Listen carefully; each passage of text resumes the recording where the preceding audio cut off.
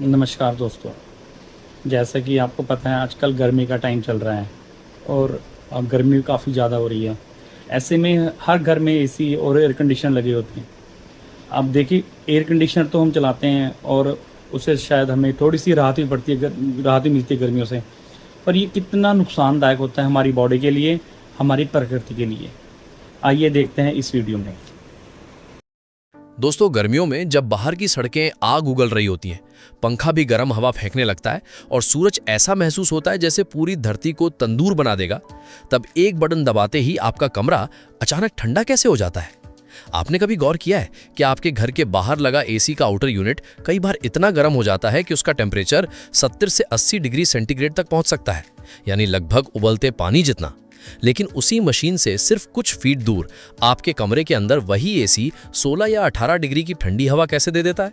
आखिर एक ही मशीन का एक हिस्सा आग जैसा गर्म और दूसरा हिस्सा बर्फ जैसा ठंडा कैसे हो सकता है?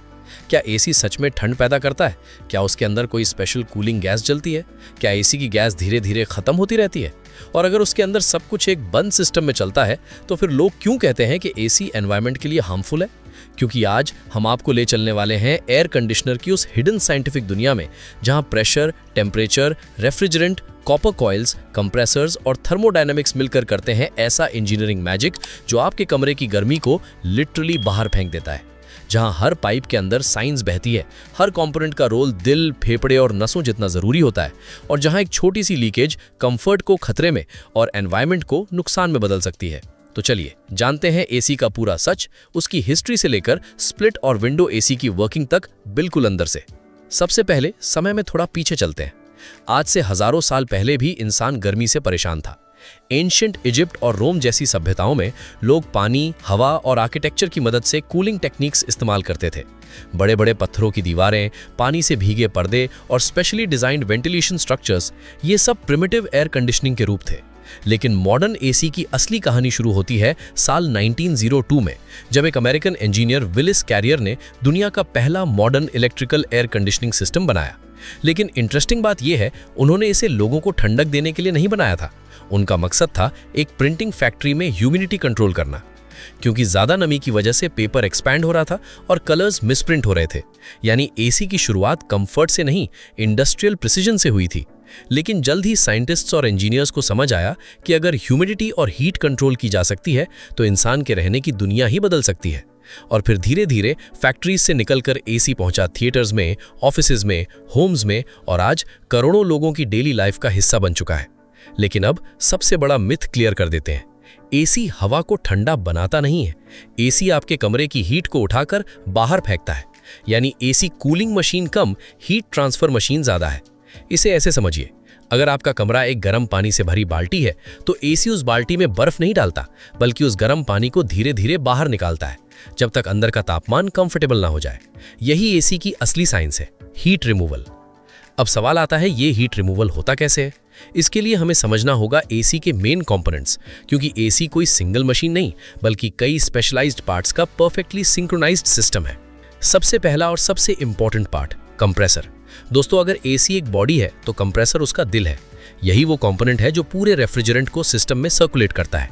कंप्रेसर आमतौर पर आउटडोर यूनिट में लगा होता है और इसका काम है लो प्रेशर रेफ्रिजरेंट गैस को खींचकर उसे high pressure high temperature gas में बदलना।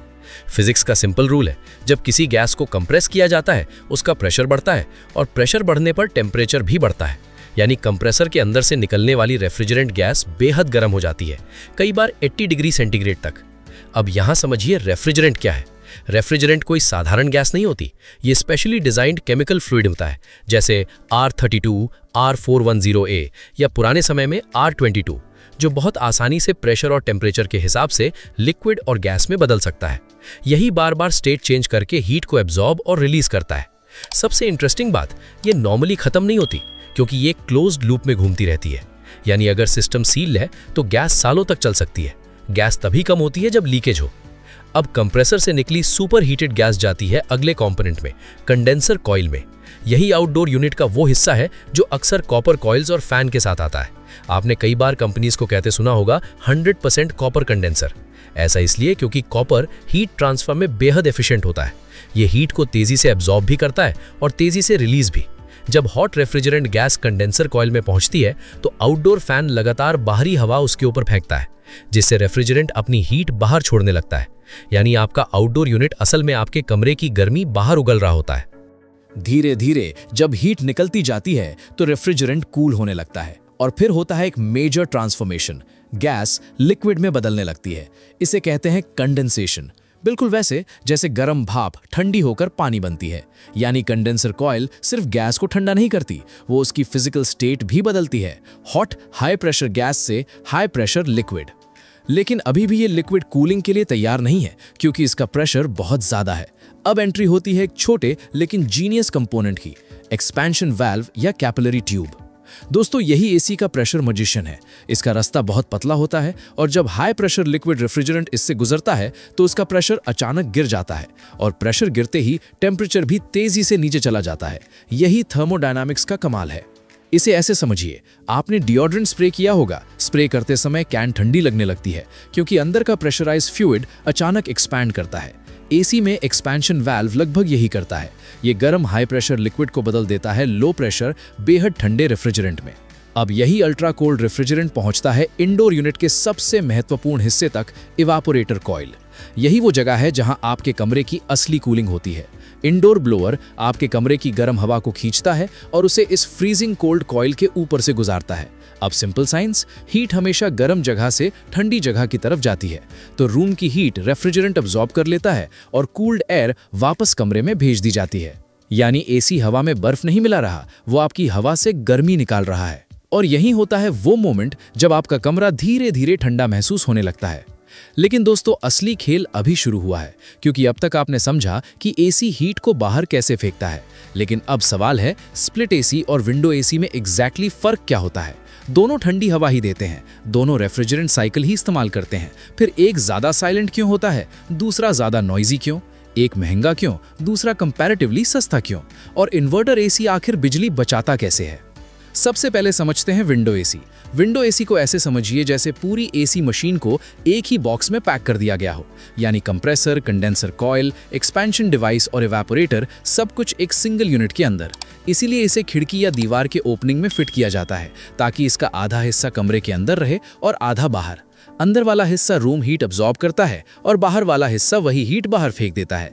इसका सबसे बड़ा फायदा है compact design, lower installation complexity और जनरली लोअर कॉस्ट। लेकिन डाउनसाइड, क्योंकि कंप्रेसर भी उसी बॉक्स में होता है, नॉइज ज्यादा सुनाई देता है। यानी कूलिंग इफेक्टिव है, लेकिन कंफर्ट एक्सपीरियंस स्प्लिट एसी जितना रिफाइंड नहीं। अब आते हैं स्प्लिट एसी पर, जो मॉडर्न होम्स का किंग बन चुका है। स्प्लिट एसी बेसिकली सिस्टम को दो हिस्सों में बांट देता है, इंडोर यूनिट और आउटडोर यूनिट। इंडोर यूनिट के अंदर इवेपोरेटर कॉइल और ब्लोअर होता है, जबकि आउटडोर यूनिट में कंप्रेसर, कंडेंसर कॉइल और फैन। दोनों यूनिट्स कॉपर पाइप से जुड़े होते हैं, जिनमें रेफ्रिजरेंट सर्कुलेट करता है। इसका सबसे बड़ा फायदा, क्योंकि नॉइजी कंप्रेसर बाहर होता है, आपका कमरा कंपैरेटिवली शांत रहता है। दूसरा, कूलिंग डिस्ट्रीब्यूशन ज्यादा एफिशिएंट और एस्थेटिकली बेटर होती है। लेकिन इंस्टॉलेशन कॉम्प्लेक्स होता है, कॉपर पाइपिंग, ड्रेनेज और माउंटिंग प्रिसिजन की जरूरत पड़ती है। अब यहाँ एक बहुत इंटरेस्टिंग पार्ट आता है कि एसी से पानी क्यों निकलता है। क्या एसी पानी बनाता है? जवाब है हाँ, टेक्निकली हाँ, लेकिन इनडायरेक्टली। जब आपके कमरे की गर्म हवा इवेपोरेटर कॉइल से टकराती है तो सिर्फ हीट ही नहीं निकलती, हवा की मॉइस्चर भी कंडेंस हो जाती है। बिल्कुल वैसे जैसे ठंडी पानी की बोतल पर बाहर पानी जमा हो जाता है, क्योंकि वार्म एयर अपने अंदर ज्यादा मॉइस्चर होल्ड कर सकती है। लेकिन जैसे ही वो ठंडी सरफेस से मिलती है, उसकी वाटर वेपर लिक्विड ड्रॉपलेट्स में बदल जाती है। यही पानी ड्रेन पाइप से बाहर निकलता है। यानी एसी सिर्फ कूलिंग नहीं करता, डीह्यूमिडिफिकेशन भी करता है। और यही कारण है कि एसी रूम अक्सर ज्यादा ड्राई, लेस स्टिकी और कंफर्टेबल लगता है। अब आते हैं एक ऐसे मिथ पर जो शायद आपने 1000 बार सुना होगा, एसी की गैस खत्म हो गई। दोस्तों, आइडियल कंडीशन में एसी गैस खत्म नहीं होती, क्योंकि रेफ्रिजरेंट एक क्लोज लूप सिस्टम में घूमता है। वो जलता नहीं, कंज्यूम नहीं होता, बस बार बार स्टेट चेंज करता है, गैस से लिक्विड, लिक्विड से गैस। अगर सब कुछ सील्ड है तो सालों तक रीफिल की जरूरत नहीं। गैस रीफिल की जरूरत तब पड़ती है जब कहीं लीकेज हो, खराब flare joint, damaged copper line, corrosion या सर्विसिंग इशू। यानी गैस यूज होकर खत्म नहीं होती, लीक होकर निकलती है।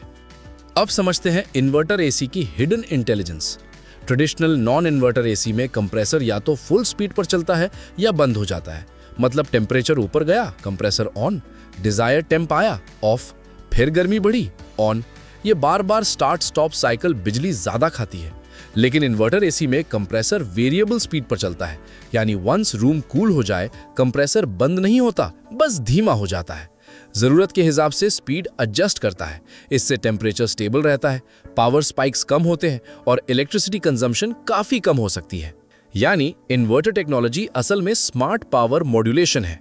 इसे ऐसे समझिए, नॉन इन्वर्टर एसी ऐसा है जैसे कार को बार बार फुल एक्सेलरेटर और ब्रेक देना, जबकि इन्वर्टर एसी स्मूथ एडजस्टमेंट करता है। अब बात करते हैं एसी के कुछ हिडन प्रोटेक्टिव कंपोनेंट्स की, जैसे थर्मोस्टैट, सेंसर्स, फिल्टर्स और पीसीबी कंट्रोल्स। थर्मोस्टैट लगातार कमरे का तापमान मॉनिटर करता है, सेंसर्स इवेपोरेटर कॉइल को फ्रीज होने से बचाते हैं, एयर फिल्टर्स डस्ट और पार्टिकल्स रोकते हैं ताकि एयर फ्लो स्मूथ रहे, और मॉडर्न पीसीबी बोर्ड्स पूरा ब्रेन बनकर सिस्टम डिसीजंस लेते हैं।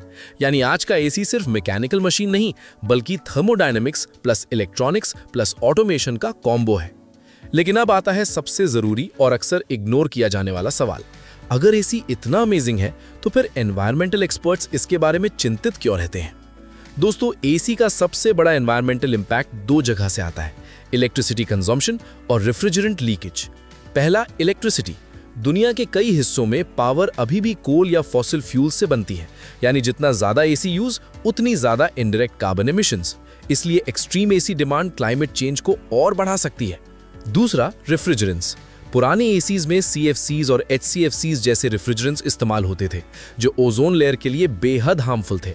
बाद में HFCs आए, जिन्होंने ओजोन डैमेज कम किया, लेकिन उनमें ग्लोबल वार्मिंग पोटेंशियल काफी ज्यादा हो सकता है। मॉडर्न रेफ्रिजरेंट्स जैसे R32 कंपैरेटिवली बेहतर है, लेकिन लीकेज होने पर कंसर्न अब भी रहता है। यानी खतरा सिर्फ एसी चलाने से नहीं, बल्कि poorly maintained systems, illegal refrigerants और केयरलेस डिस्पोजल से ज्यादा बढ़ता है। और यही आयरनी है, जिस मशीन को हमने ग्लोबल वार्मिंग से राहत के लिए अपनाया, वही अगर गलत तरीके से इस्तेमाल हो तो वार्मिंग बढ़ाने में भी योगदान दे सकती है।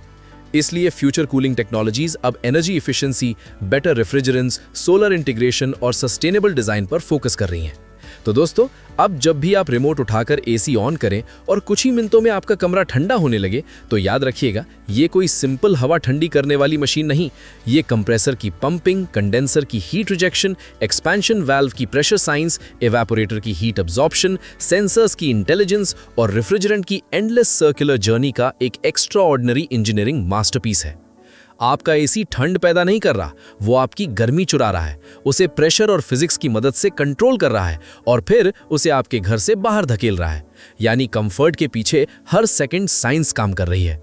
तो अगली बार जब एसी की ठंडी हवा महसूस करें, सिर्फ राहत मत महसूस कीजिए, इंजीनियरिंग का कमाल भी याद रखिएगा, क्योंकि हमारी रोजमर्रा की सबसे सामान्य दिखने वाली चीजों के अंदर भी छुपी होती है एक असाधारण कहानी।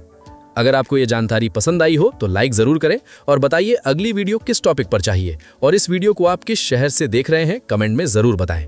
और ऐसे ही ज्ञानवर्धक और दिलचस्प वीडियो देखने के लिए हमारे चैनल को सब्सक्राइब जरूर करें और बेल आइकन दबाना ना भूलें।